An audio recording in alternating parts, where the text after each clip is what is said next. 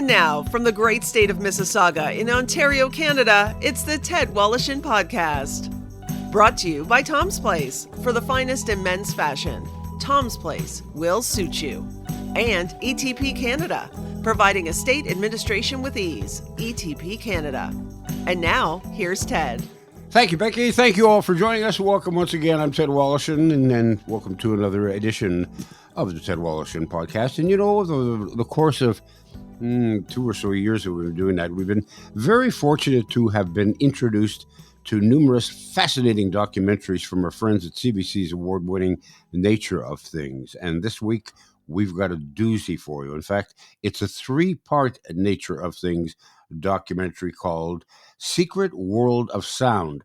You know, in the past, and you've all seen nature documentaries, the focus has really always been on visuals. But now with the advancement in technology in terms of audio, they've managed to produce what I think is just a first-class series called A Secret World of Sound.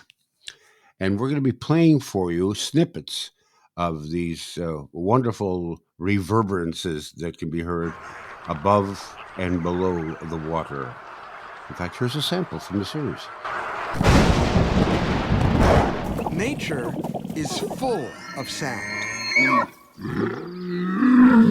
But we've only heard parts of the story. Now, the most advanced audio technology can record sounds that we can't even hear, allowing us to enter a secret world. Joining me now is the executive producer and writer of Secret World of Sound, Dugald Maudsley. I want to welcome you to the podcast, Dugald. Thank you very much for taking the time, first. And secondly, congratulations. It's a wonderful series. It's fascinating. It's just mind-blowing at times. Well, that's great. Well, thank you very much. We really spent a lot of time working on it, so I'm really glad to hear that. You know, something was mentioned at the outset of the 3 episodes, is that oftentimes in documentaries, sound is overshadowed by music, which is quite ironic when you think about it, right? Sound is killing sound. And it's true, a lot of these nature documentaries, and we've all seen hundreds of them over the years, that the music is music, nicely scored music and violins and maybe some saxophones or whatever, but it's drowning out what's really going on in the background there. Yeah, and that was one of the things that we really thought a lot about with this series was the music and also what the relationship was going to be between sound and pictures, because also natural history is all about those beautiful pictures. And a really tough decision was made that we were going to really focus on the sound. It was going to be center stage. The music would be there, but really only at certain moments, and it would be filling in and giving you a little bit of guidance on the drama or whatever was happening in the scene.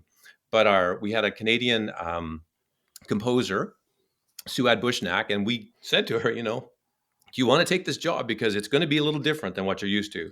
We are really going to be very careful about where we use your music. It's really going to play second fiddle to these sounds. And she was great, and I think did a wonderful job of finding that right spot between allowing the sound of these animals to come through and bringing the music in just when we needed it. Would it be safe to say that this quality of documentary would not have been possible, say, 5 or 10 years ago, because the technology was not around at that time? Yeah, I think that's very true. These are also quite expensive documentaries to make. But yes, the technology has really moved forward. And the co-producer we work with, Humblebee Films in Bristol, they also did another series which looked at the way animals use color to survive and find a mate and all those things. And again, that wouldn't have been possible without the photographic technology. This really relied heavily on things like the acoustic camera, which we use with the owl, the vibrometer, which we use with the tree hopper. And we called it Secret World of Sound because there is this world, one, that we can't even hear because so many creatures communicate using vibrations that are not audible to the human ear, but also because there's this conversation going on in the world of animals that we don't understand, right? We have to kind of decipher it. So to us, the technology allowed us to get into that world in ways that were new and allow us to understand that animal behavior in ways we hadn't heard before or didn't know before. As I mentioned, it's fascinating, and there's so many different aspects of it that just made me kind of stop and I actually stop and rewind in my case because I got a chance to preview this. Yeah. One point, it's mentioned that some animals use sound even before their birth. Yeah. Explain that. Well, the little caimans, the baby caiman, they're Hmm. an alligator in South America. They get put into this huge mound of earth, which is where the eggs incubate. And when they're born, there's about 30 of them in a clutch. And their mom is waiting outside, and she's been guarding that nest for 2.5, 3 months. But if they're born on their own, they can't make enough noise for her to hear them and come and open up the mound. So they synchronize their birth by chirping to each other's from inside the eggs. So they're basically saying, "Okay, guys, are you ready? Are you ready? Okay, well, let's be born together." And they all come out together, and then they can all call together.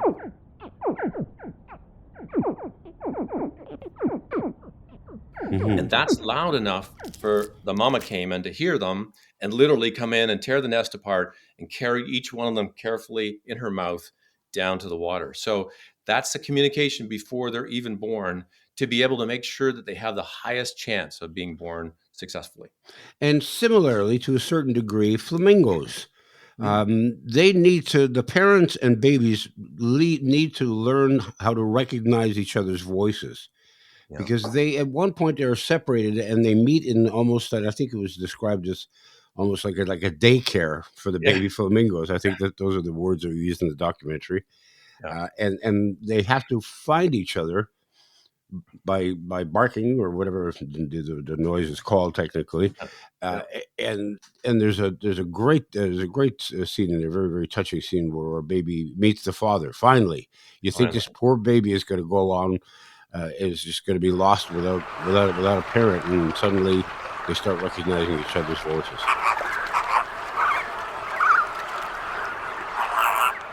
It's extraordinary because those colonies are, that one was 20,000 animals. Yeah. And each of the babies, when you watch the series, you realize that each of these babies looks identical. Like, to our Yeah. eyes, Yeah. there's like 1,000 creatures that all look exactly the same. And when mom and dad go off to hunt, they put the babies in these daycares, and so the parents come back and they have to find them. And so what we were told by biologists is that that call is like a vocal fingerprint. And so there's about 10 days when the baby's born to the point when the parents leave it to go hunting. And that time, the parent has to learn that fingerprint of their child, and the baby has to learn that fingerprint of their parents. Otherwise, that baby is doomed, and many of them don't survive. Mhm. I had to laugh at one point. It is where they talk about fish attracting mates with their ability to sing. And it kind of Yes. reminded me of my days in high school, where everybody wanted to play in a rock band because that was a good way to find a girl, right? Yeah, yeah. That's Yeah. exactly right. Yeah, and that's kind of a Canadian fish in a lot of ways. I mean, it's along the whole west coast of Canada and the United States. The plain fin midshipman, which is really quite an extraordinary fish. And yeah, the guys all get together like they're in a band, and they all hum together because that hum has to carry right out into the deep ocean to be heard by the female. Hmm. And one of the scientists we spoke to described it as like a sonic highway. The female latches onto that sonic highway and literally comes from the deep ocean into that intertidal zone, which is that 10 or 20 meters between the shore and where the surf goes out. And so those guys are amazing because not only do they sing together like a band, as you talk about in high school, but the female comes and then she lays her eggs and she's out of there. And it's the guy that hangs around for 3 months to protect those eggs. And he does take himself close to death because he will not leave that nest, because if he does, crabs or other animals will probably predate on those eggs. So after 3 months, he's really hasn't eaten. He's pretty, desiccated, and he's been in and out of the water as the tide goes in and out. So it's quite an amazing story of how that relationship is flipped around, and then how that sound is what attracts that female in. And some of those guys will actually take care of 2 or 3 clutches of eggs. If more than one female wants to come and lay her eggs in their nest, they're happy for that, and they'll take care of them. Yeah. Good for the man. Good for them. Yeah, absolutely. Meanwhile, in the strange world of frogs, female frogs Yeah. They have this call that they use, looking specifically for male frogs, but of their own species. Yeah. So they're very selective that way.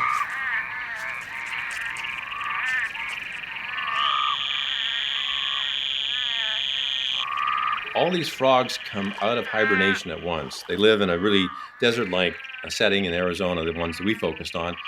The rainy season comes, the rain comes, they burst out, and they have like 24 to 48 hours to find a mate, to mate. And if they don't do it in that time, their moment has been lost. And the thing is that there are all these different species. There are about 7 different species, all of which have a slightly different sound. And there are thousands of these frogs all out there, and the guys are all chirping away, trying to attract a female. And the female's trying to figure out, okay, is that my species over there, or is that a different species? Hmm. So they have a way of actually tuning out all of the other frequencies Right. that are out there. And that was a case where we used the acoustic camera to be able to visualize those different signals. And this camera has all these 60 microphones on it, plus a camera in the middle. And what it allowed us to do was to get the different frequencies and see where they were coming from. And so you can actually see, we put them in different colors. You can see, okay, there's a species over there, there's a different species there, there's another one here. And that female's got to figure out, okay, which one of those guys is my guy? And what's amazing is they can tune out everybody else and just tune into that one sound that they need, which is obviously vital to passing along their genes. You talk about the sounds that are used to hunt, to mate, to survive, and even the changing of the season in the case of the elk. Yeah. Yeah. They have this Yeah. bugle. Yeah, and it's we actually thought a lot about that sound because it's not the most pleasant sound in the world. No, And it's not. it's like it sounds painful, like sounds like something very bad is happening. But no, we thought that this is a pretty amazing sound because that male, also kind of like the midshipman, has this frantic period of time of about 6 weeks where he does his desperate best to bring together a harem of up to 20 female cows, and he tries to protect them, and he uses sound to let them know, I'm here, I'm big. And that sound is like he comes out of his mouth and his nose at the same time. It's kind of a crazy sound to create, but it's really important to alerting the females that I'm here, I'm strong, and the other males that he wants to keep away, I'm big, don't mess with me. And then he uses a bunch of other sounds that guide the females, keep them in the harem. And, he'll also lose up to 30% of his body weight during that period of time because he's running around and he's fighting the other males and he's trying to keep these females together. It's also kind of life-threatening for the male, but that's the way that he also ensures that his genes are passed along. Well, back to the technical part of this documentary, these documentaries, the magic microphone that you use to detect the sounds of dolphins. I mean, we've all heard dolphins. My God, there've been television shows about them for years and years, but there's way more to it than we would imagine, and this technology allows us to hear that.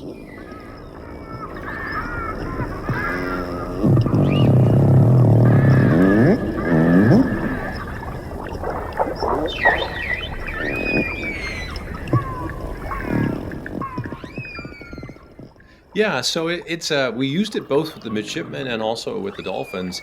It's a hydrophone, and what's tricky about the hydrophone is you're literally dropping it into the water. With the midshipmen, our poor sound recorders had to get the cameraman to row them out into the bay at like 3 a.m. because it was quiet and calm at that time, and the hydrophone is very sensitive. So if there's waves hitting your boat, it'll pick up that sound. And he was trying to get the sound of the midshipman chorus and then individual midshipmen. And the same goes with the dolphins. You have to kind of get it into the right area to be able to pick up that sound. And there was one other place we used it was one of the behind the scenes where we looked at Ningaloo Reef in Western Australia. And what was amazing to me there is just how vibrant and noisy the reefs are. There's fish there that are making all sorts of sound. And, as human beings, we often don't think about that. I certainly didn't, that there's a really kind of live and rich, soundscape under the water. We think of it as kind of being a silent place to us because we hear so differently. So that hydrophone allowed us to pick up those sounds in all those different places. and pick up, individual sounds as well, so that we could bring them together in our mix, so that you could hear them all at the same time. Ted Wallachin returns in a moment. I've had the great fortune to say that I've been associated with one of Toronto's finest names in men's clothing for more than 25 years. Tom's Place. Founded by Tom Mahalick's father in 1958, Tom's Place offers brand name men's apparel at unbeatable prices. But more than that, they boast a long-serving, knowledgeable, and friendly staff that can assist you whether you're looking for casual or formal attire. And they have plenty of first-class tailors on site. In addition, Tom and his family are well known for their philanthropic work. So if you're looking to deal with great people who can fulfill your clothing desires at outstanding prices, do yourself a favor and visit Tom's Place. They're open weekdays from 11 to 6, Saturdays 10 to 5, and Sundays noon to 5. You'll find Tom's Place at 190 Baldwin in the heart of Kensington Market. Or check them out online at toms-place.com. Tom's Place will suit you.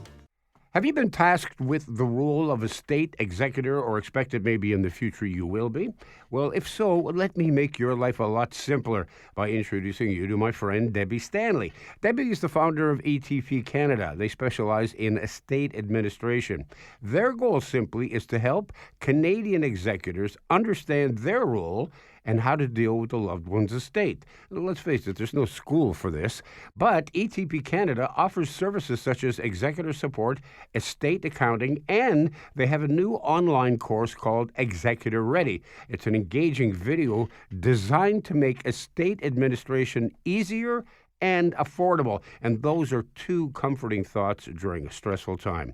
So call Debbie Stanley at 1-866-309-0387. That's 1-866-309-0387. Or you can get her at info@etpcanada.ca. That's info@etpcanada.ca. Now, we're getting a glimpse inside this hidden world. To survive, some baby animals use sound even before their birth. Others wield it to defeat their rivals or compete with their siblings in a struggle for food. Now back to Ted Wallachin.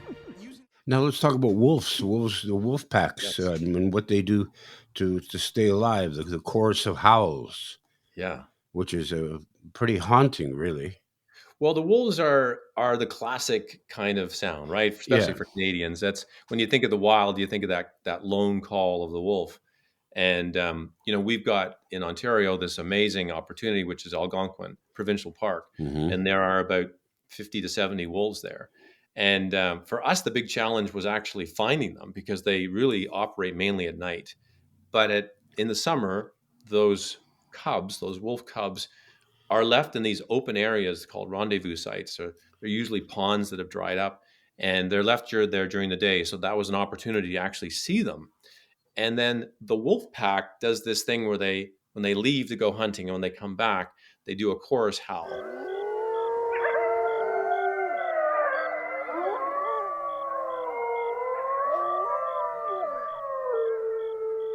The baby wolves, the cubs have to learn how to howl, because it's kind of like glue that tells everybody in the pack, we're a team, we're together, we're a family. This is the unit. And the chorus howl is really vital for that. But it's also a way for them to communicate over quite long distances. Like, I'm out here, or I'm not part of your pack. Yeah. And actually, wolf packs will try to take over each other's territory. So you got to be a little careful about who you're howling to, and learn, okay, that's somebody else's howl. I got to shut up, because I don't really want them to know where I am. Boy, if you could be an impersonator, a wolf impersonator, you could do really well for yourself. Well, and actually, a little sidebar: to find those wolves, we work with Michael Runts from Carleton University. And Michael's a conservationist, but he knows the Algonquin wolves really well. And one of the things that he does is he'll imitate their howls to get them to howl back, so he can find them. And Michael and his partner in crime spent about 30 days and traveled about 15,000 kilometers through Algonquin Park to find these rendezvous sites for us, and alert our camera guy. Hugo Kitching, who lives, near the park, to say, okay, Hugo, we found them, come. And Hugo would have to drive in part of the way and then crawl in the rest of the way because the wolves are easily spooked. And then Michael and Britta, his partner, would go and try to find some more wolves for us. So it was a very, very laborious process to be able to find those wolves and film them. And Michael's howls also helped Hugo get his footage because the wolves would howl back and they'd come out into the open and Hugo would film them. So yeah, Michael's a great impersonator. I'm thinking that this must have taken a long period of time to shoot the documentary because different animals are active at different times of the year. Yeah. It's not like everybody wakes up on May the 1st and goes to sleep on December the 1st, right? That's exactly right. Yes, in some cases we went back to the animals twice, like the midshipmen. We filmed them over 2 different summers. It took us about 2 years of production, Wow. another year of raising financing and getting broadcasters on board. So it was a 3-year journey altogether that we made with our co-producers, Humblebee Films in Bristol. And the wolves we actually got in one hit during the summer, but many other creatures we went back to more than once because we just needed to see them doing the same things over and over. We filmed on average about up to 30 days for each animal for a 5-minute story. So it's a really labor-intensive process to be able to capture all of those behaviors that you want and need to tell your full story in the wild. And takes a lot more filming than, say, to do a science doc or something like that. Right. Now, some of these animals we're more familiar with than others because some live in our backyards and some we'll never get to see. But I'm thinking of the segment on bees, and we've all heard the buzzing of bees, and then when you get near a beehive, you can hear that. But bees, the queen bee actually toots. Yeah. Which is something I didn't know that. I'm with you on that. I mean, we were able to use some very sophisticated software as well as we mic'd up the beehive because there's a whole series of sounds that go on and they're really vital to the bee colony. And one is that, the queen bee leaves and she takes half of the hive with her. That's a natural process of the hive splitting up. And then a new queen is born. But there are a number of them, and they're all in their own little chambers almost. And as soon as they're ready, they start to make one sound. And then when the first queen bee gets out, she makes a different sound, which tells the worker bees, I'm out. Don't let any of my rivals out. So there's a tooting sound that alerts them. This is it. No more bees get out. No more queens get out. I'm in charge now. I've ascended the throne. And so, if it doesn't happen, if more than one queen is born, they will fight to the death and potentially a colony will lose its queen bee. So it's an amazing process. And they also do a lot of communicating by hitting their abdomen against the comb of the hive. And that sound vibrates through the hive and gets picked up through these organs on their legs. So a very sophisticated way of communicating with each other and absolutely vital if the hive is going to survive. Are there a lot of different animals that use, other than the vocal sounds, other ways of making sounds to communicate, like banging against things? Yeah, the big one that we looked at was the tree hopper, which I found to be like I never even knew about tree hoppers. They're about the size of a dime, and they communicate again by wrapping their abdomen on the branch of a plant. Usually it's the stem of a plant, and they do it so rapidly that it creates this vibration, which again is inaudible to our ears. But we used a very cool piece of equipment called a vibrometer, which theoretically supposedly has been used by spies because you can actually aim it at a window where you're wanting to pick up a conversation. And when people talk on the other side, the window will vibrate, supposedly. And by using the vibrometer, you can pick up those vibrations and amplify them.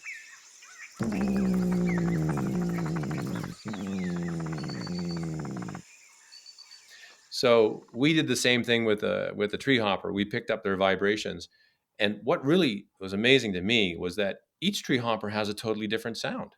And some of them are, one sounded like a hooting owl. Another one sounded like a car beeping. I mean, this was like a surprise and an amazing. And then the male and the female, they duet to each other in order for the male to find the female on the plant. And so that was that was another world of vibration where having this cool technology that wasn't available to us before really allowed us to get inside that kind of hidden world of these animals. Toward the end of the three-part series, in fact, it's in the third part, uh, there's a segment on coral reefs Yes. and how sound is now saving the lives of dying coral reefs. And I heard that, and I thought, well, I got to get more into this. Explain Yeah. to me that. That blew us away, and I was lucky enough to go and direct that scene. I went out to Coral Bay in Western Australia, Hmm. and what's amazing is that what scientists have discovered is that it is a very vibrant and rich kind of environment underwater for sound, and that the key thing is that creatures, fish, will settle on reefs when the reef is really noisy, because that also says that reef is really healthy. And so they started thinking, okay, can we use this biological mechanism to help the reefs? Because we think fish on reefs is good because they poop on the reef and that fertilizes and they clean the reef and that keeps the reef healthy. So the idea was, let's make these fake reefs that are actually made of reef debris, Right. play the sound of a healthy reef out of a speaker and see if we can attract fish to stay on those reefs, and will those reefs recover?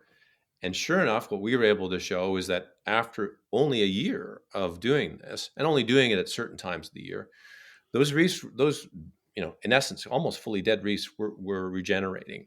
So it's an amazing, potentially amazing way of helping to regenerate reefs that we're losing now, of course, to climate change and Hmm. warming oceans. And, it's hard to scale it up, but they figured out this mechanism, and it does seem to work. Oftentimes, doing this kind of research leads you to conclusions that you were not expecting, and sometimes leads you down another path that somehow, while doing research on an animal, we found out something that's going to help human beings with their health and their lives. Yeah, that's exactly it. I mean, scientists call it doing basic research. And, over the years of doing science documentaries, we've discovered this over and over again. People will be doing research and they're just fascinated by something. We discovered this when we did a vaccine story. They were researching this particular protein that did this thing and, been researching it for 25 years. And then the pandemic came along and they discovered that protein would actually help create a vaccine. So, you don't know when this piece of basic research is going to turn into something valuable. But that's exactly what you're exactly right, Ted, about this reef. That's what happened. They figured out this mechanism and then they realized, oh, we can use it in this situation. Yeah. What was the most outstanding thing that you discovered during the course of this 2-year project? Oh, that's a really hard one to answer. I think that one of the things that really was amazing to me was discovering the way that the great gray owl that we filmed in Manitoba, how it overcomes the impact that snow has on sound. Because we all go out on a snowy day and we know that it's kind of quieter, it's peaceful and quiet. Yeah. That's because snow dampens Right. sound. And the other thing we discovered was that snow reflects sound. Like it comes out of the snow in a different place than where it was. So the great gray owl is, to survive a winter, has to find these voles that are hidden under snow. And it finds them with pinpoint accuracy. So how is it overcoming this dampening effect and the fact that the sound seems like it's there, but it's actually over here? And again, using that acoustic camera, we were able to watch these scientists unravel this mystery and thus realize how the great gray owl is doing this kind of magical feat. And I just thought it was beautifully filmed. The sound was beautifully recorded. And it's one of those sort of 5-minute sequences, which is really filled with more silence and a few little sounds than anything else. But that was one kind of the bringing together of science and natural history to understand that behavior in a way. I thought that was pretty amazing. Yeah. It's kind of like in I think it's part one, where the dolphins find the fish that hide in the sand at the bottom of the ocean, right? They're Yeah, thinking, yeah, wow, that was quite amazing. First yeah. of all, it's amazing to see these tiny little fish and the way they burrow themselves in the sand to hide away from the dolphins, and then the dolphins somehow find them. Yeah, that's right. And it's using kind of like it's like bats, right? Who are trying to avoid other things out there Right. using their echolocation. Here's echolocation being used to literally find a shape of a fish deep underneath the sand and then burrow in and with accuracy and get it. And they do that. And also what I thought was cool there is that the right side of the brain is better at actually processing information. So when they actually dive down to go after these Yeah. fish, they're keeping the right side of the brain closest to the sand so that they can really deal with this echo that comes back to them and pinpoint where the fish are. Yeah. I don't know how scientists figure this stuff out. That's what amazes me, that we somehow decipher this information and can understand what these creatures are doing. Well, whether you have an interest in science or not, I highly recommend that everybody sit down, take a time. You can watch it. It's a CBC Nature Things presentation, but it's on demand on CBC Gem, so you can watch it whenever you want. Sit down with your kids and your grandparents and whatever. Enjoy and be mesmerized. It's a terrific project, and to you, Dugald, and to all those who worked on this, congratulations to you. Excellent work. Thank you very much, Ted. I really appreciate it. That's going to do it for another episode. Thanks to Paul Gatt, thanks to Becky Coles, and thank you all for tuning in. And don't forget, you can go online, www.tedwallishin.ca, to listen to past episodes of the podcast. Leave us your comments, your questions, your thoughts, and while you're online, fill out your organ and tissue donation card. You could change or even save a life. In the meantime, as usual, have a great week. The Ted Wallachin Podcast has been brought to you by Tom's Place. For the finest in men's clothing at unbeatable prices, it's Tom's Place at 190 Baldwin in the heart of Kensington Market. Tom's Place will suit you. And ETP Canada, providing estate administration with ease. The Ted Wallachin Podcast is produced by me, Becky Coles. Technical production by Paul Gatt. Music by Bike Thieves. For more information on this podcast and our sponsors, and to talk to Ted, go to www.tedwallishin.ca.